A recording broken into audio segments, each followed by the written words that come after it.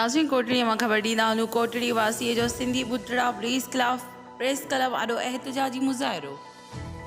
कोटड़ी जी बस्ती वारे इलाइक़े जे रवासी अमजद चांडियो पारां दादू जे इलाइक़े सिंधी बुटड़ा पुलिस चौकीअ जे इंचार्ज असकर मीराणी खिलाफ़ एहतजाजी मुज़ाहिरो कयो।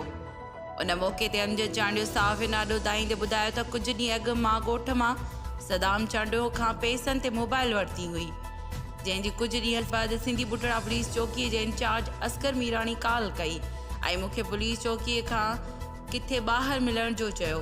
जंहिं बाद असां SI असकर मीराणीअ सां मुलाक़ात कई ऐं असकर मीराणीअ असांखे चयो त जेका मोबाइल अव्हां इस्तेमालु कयो था उहा चोरीअ जी आहे, अव्हां जंहिंखां वरिती आहे उनखे घुरायो।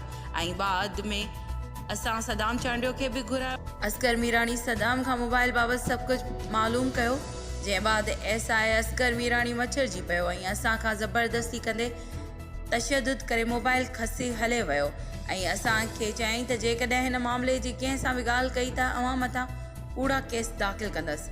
मुतासिर अमजद चांडियो SSP दादू खां इंसाफ़ जी घुर कंदे तहफ़ुज़ जी अपील कई आहे।